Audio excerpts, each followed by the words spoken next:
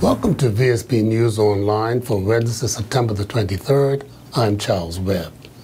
The potential for Bermuda to become a major center for the specialist insurance industry that deals with the world's life and annuity coverage is on the horizon. After last year attracting 125 delegates to a Bermuda conference on life and annuity, top actuary Scott Kalkirk of Wyson Re can report 200 registrations for the next week's second annual conference. There is the second annual BILTER conference. It's the Bermuda International Life and Annuity Conference that's being held. It is a chance for us to get together and network among the long-term industry that's growing here in Bermuda, and an opportunity for direct writers, either from the United States or Europe, to come and hear how Bermuda's insurance regulatory framework has changed and how we can help in providing risk management solutions for those companies. Has it changed, and as along with other countries, or are we making a special effort? Bermuda is making a concurrent effort along with Europe for Solvency II, and Bermuda is trying to achieve Solvency II equivalence. And the U.S. is also conducting its own changes, state by state. The NAIC is a state-by-state organization, making its changes, making Bermuda a qualified jurisdiction. And we want to highlight those changes, highlight what we can do to help them as they reformat their balance sheets and assess the risks that they've undertaken and provide those risk management solutions and capital management solutions they need. There have been a handful of Class E licensed long-term reinsurers here in Bermuda recently formed, and these companies are responding to a need in the U.S. and Europe for the risk management solutions that are being provided in Bermuda. Bermuda is an innovative space. It always has been, and the long-term sector is growing in response to this need that's coming from the U.S. and Europe.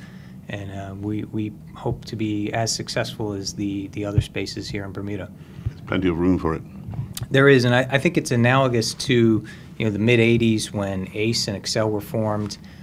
There was a need on the P&C side for this capacity. That same thing's happening on the long-term side. These companies are Class E license, requires $500 million at least of capital. These companies are going to be growing, they're going to be hiring, they're going to be renting more office space, and this is good news for Bermuda. Following last year's successful launch of Streetwise MBA at the Bermuda College, the program is being positioned in other countries using ingredients from the Bermuda cohort.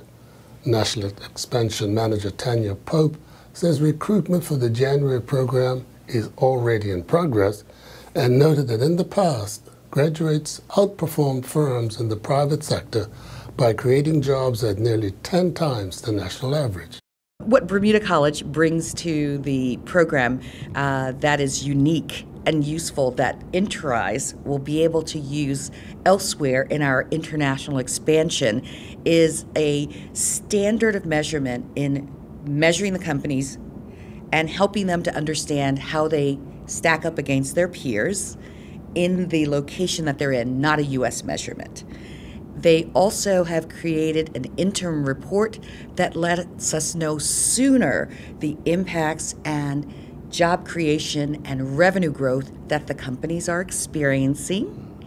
And then finally, they have brought in guest experts in sessions where they weren't necessarily required to create a more robust program that I believe we will use that formula going forward. So ultimately, who would be the beneficiaries? Well, the beneficiaries at the end of the day are going to be the businesses that participate in the program and Bermuda itself.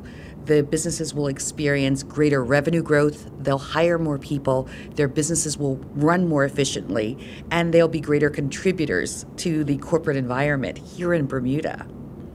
Is there any reason for the term Streetwise? Does that actually mean something? Well, we put the MBA in a little quote because it's really a program that is sort of like a layman's MBA on how to run a business.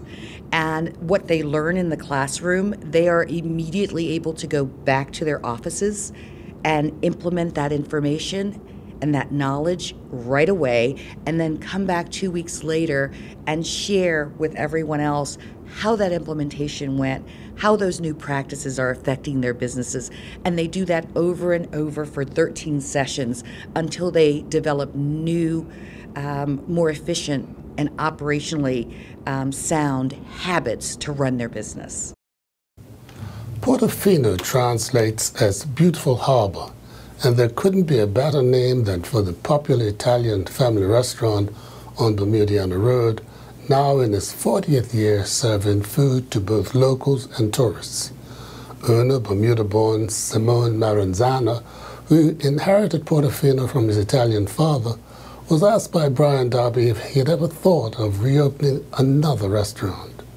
Absolutely. I believe, for me anyway, by being diverse and spreading yourself out, you tend not to focus on what's important. And for me, what's important is this restaurant to do it right, to give the best service, the best quality food, and to focus on it. If I opened up multiple places, like so many people have asked me to do, I feel I can't focus on the one.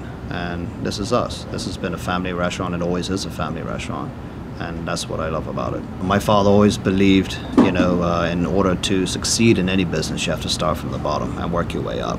So the machine breaks down, I know how to go wash dishes. Anyone has a question, I show them how to do it.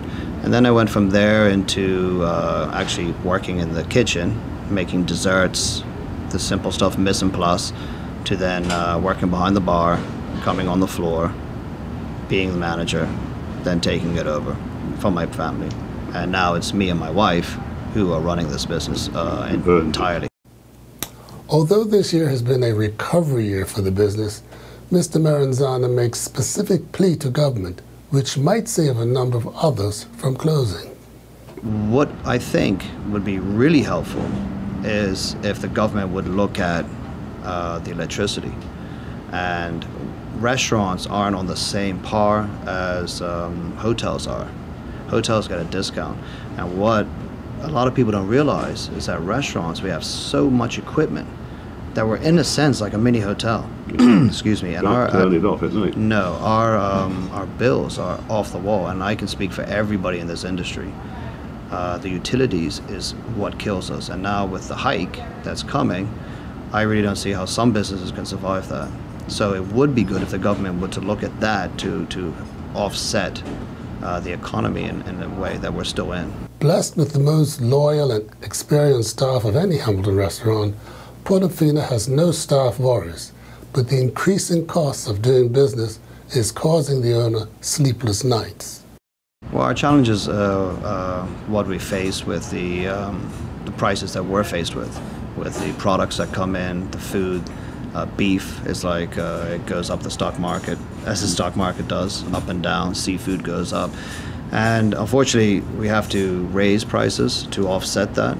And we've done our best to keep prices as low as we can all the time. And we've offset that when we've raised it a bit by giving more food on the plate. So many people come here and they say, wow, we can't finish the food.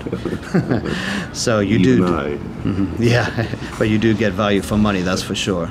You can come here and order dinner and have enough for lunch the next day. When you have something like the event village for 3 days coming up in October, will you make any special effort to help along with that, because you're not on the Golden Mile? So. No, actually, we're actually going to be a part of that event. We're very, very happy to be picked by the America's Cup team. And we're really looking forward to give our best on Front Street on the 16th of October, 17th and 18th. So there'll be a booth? Yes, Portofino will have a booth. Then we'll be back with more news right after this. In an effort to make Bermuda's roads safer, and in partnership with Bermuda Police Service and the Bermuda Road Safety Council, DeFon's Broadcasting is launching a safe driving campaign. Complete with thumb bands, come into DeFon's Broadcasting and 94 Reed Street and make the commitment to drive safer and slower for yourself. Your voice could be featured on the radio. Get yourself a thumb band as a reminder of your commitment to drive safer and with fewer distractions. While you're at it, why not get one for someone in your life who also needs a reminder that our roads do not discriminate. They can take anyone's life. Let's drive safe, Bermuda, and arrive alive. Peace and love. Safe journeys. You can appreciate the power of the message put out by the SCAR's charity against child abuse when you hear from Chairman John Brunson that over 3,000 people, including the governor, senior politicians, and magistrates, have trained as stewards of the young. It is the charity's main mission to date. The crime of child sexual abuse is a life sentence for the victim. There's no do-overs, and that we owe it to ourselves to do everything we can do initially by focusing on prevention, and then if unfortunately the crime should happen, ensuring that we have the appropriate resources to enable that child to get the support and to recover. But you've done the most intelligent thing. You're training people to follow suit. And I understand the training has been particularly successful. Yes, one of the key or cornerstones of our prevention and awareness is education. And our training really focuses on ensuring that people understand what the facts are as it relates to this crime of child sexual abuse. But also to understand that as adults, our behavior can contribute to children being violated or create an environment where they're safer and the opportunities are minimized. And we challenge them and advise them as to what they can do to really minimize the opportunities through education. You get all sorts of people turning up to your training courses. I understand politicians and magistrates have been seen there. We're really proud to say that the type of people that are now trained and certified stewards of children will range from concerned parents, family members, and adults to members of the legislature and the House, both the upper and lower house, but also the governor and his wife. We've just, over time, have really developed and fostered a relationship with a growing population of advocates who have aligned themselves with our message and want to learn as to what you can do to protect, recognize, and react responsibly to the crime of child sexual abuse. The PALS Cancer Charity has formed a very effective partnership with the Friends of Hospice and the Bermuda Cancer and Health Center. So it has been encouraged to learn of plans to build a new hospice and to bring in a radiation therapy unit. As PALS prepares for Friday's Mad Hair fundraiser, Executive Director Karen Dyer marvels at the ability of the private sector to play its part. Friends of Hospice is a charity that is associated with Agape House, and they will be doing, I believe they're going to be doing a fundraiser, a capital campaign, perhaps, to build a new hospice. We're not connected, but we collaborate. We work with one another because, people use both services. And, as I always say, we don't own the clients use our services. So we do work very closely with Friends of Hospice and with also Bermuda Cancer and Health. I know from talking to overseas people how envious that we've got such a facility in Bermuda. Absolutely. We do have amazing facilities for such a small island. We have a brilliant hospital with Bermuda Cancer and Health with their new initiative to build a radiation unit. That's really going to help cancer patients, and a new hospice will also help cancer patients. And we help cancer patients from the beginning all the way through the journey in the community. So we all work together. Even though we're separate entities, we all have the common goal to support people in Bermuda. That's with your strength, of course, isn't it? Well, we have to collaborate. There's no point doing the same job as somebody else, but we all have very specific roles in the community. And once sometimes people say, why don't you just all club together? We actually do quite different things. So when you look a little deeper, you can see how we are quite separate, but we do, when we can, work together. For an example, Friends of Hospice and PALS are co-facilitating a bereavement support group that starts on the 1st of October, which will be held at PALS. And that's open to anybody in Bermuda, not just people who've lost their family member to a cancer death, but to anybody who's lost a loved one. So that's where we can collaborate. We can collaborate with bereavement support, and there are other things we can collaborate with as well. So that's what we're hoping to do. Eugene Dean's penchant for putting on family festivals will be put to the test when he creates a play zone on Front Street as part of the America's Cup event village for use from the evening of Friday, October 16th to the evening of Sunday, October the 18th. He tells us about his plans. Well, I think the idea of the fun zone is that people are driven by the interests, and the idea here is to invite everyone in the community, including families.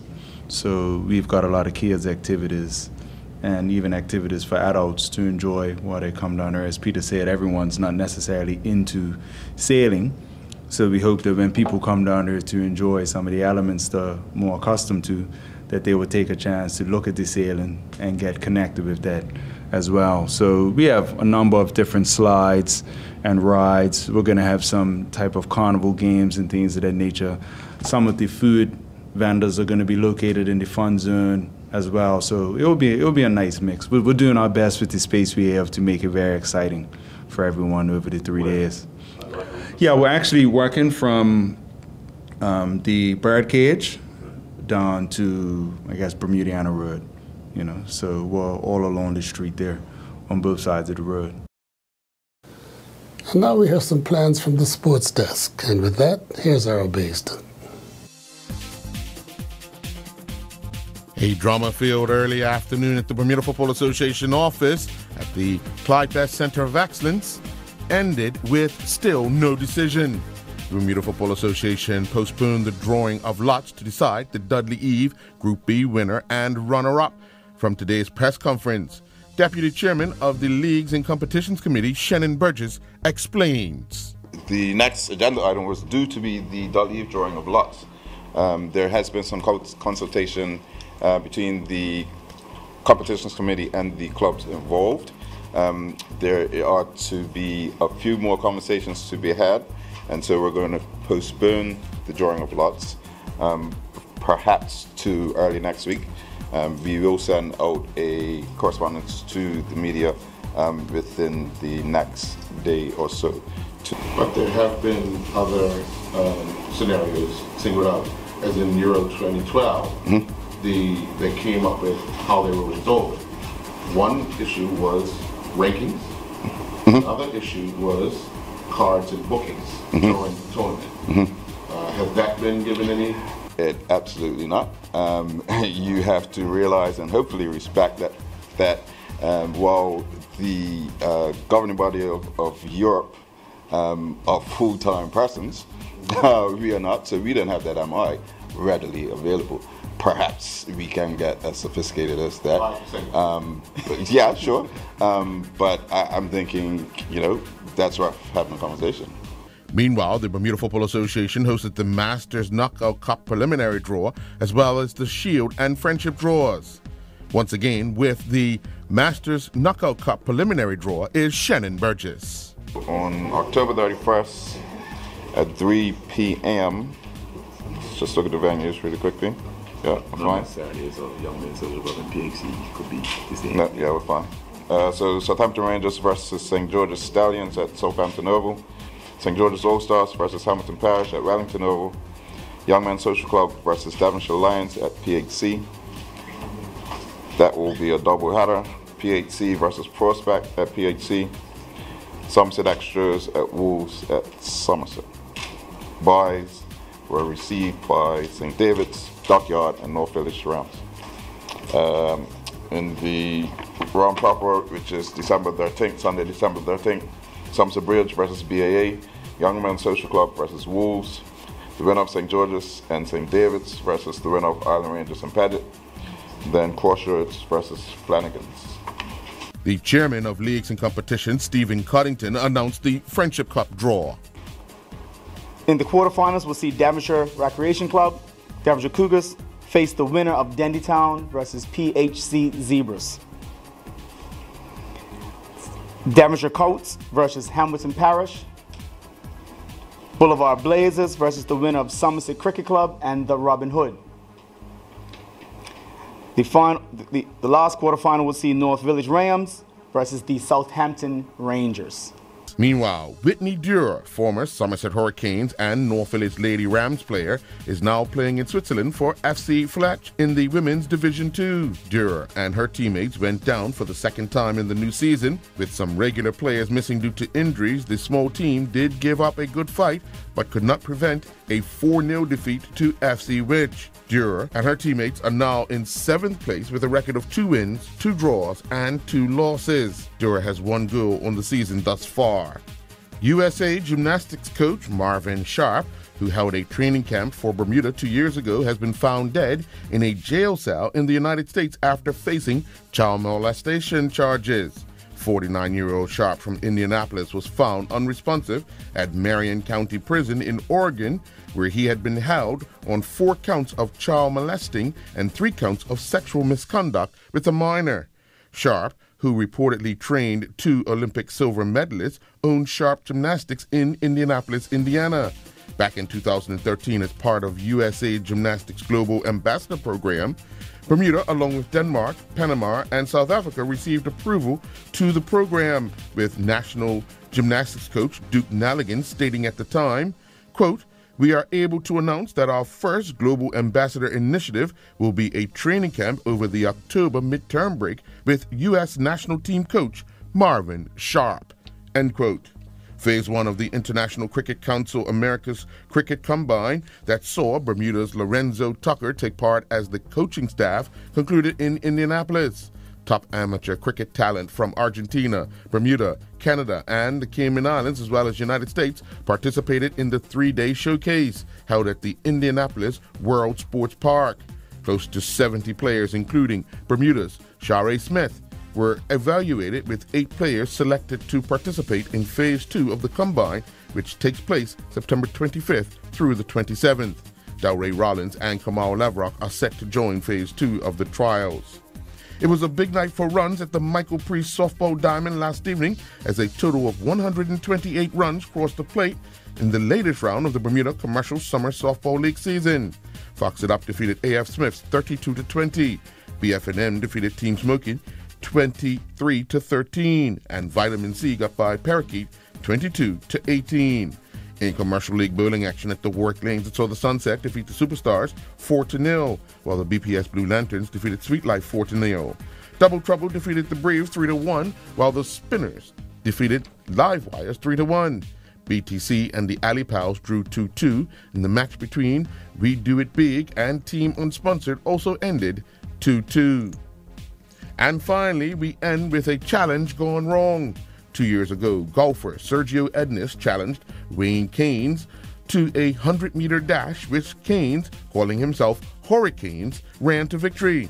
2 years later, and last evening at the National Sports Center, another challenge was thrown out by Ednis, which Keynes accepted, and they started their race at 6:30 p.m.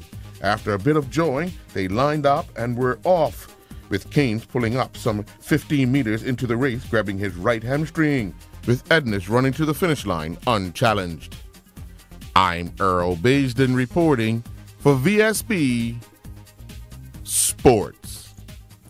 Looking at the weather for Thursday, September the 24th, there will be a mix of sun and cloud. Winds will be northerly and light, variable at times during the day, and calm at times overnight. We're expecting a high near 86 and a low near 78. This weather forecast is courtesy of the Bermuda Weather Service. We thank you for watching VSB News Online for Wednesday, September the 23rd. I'm Charles Webb.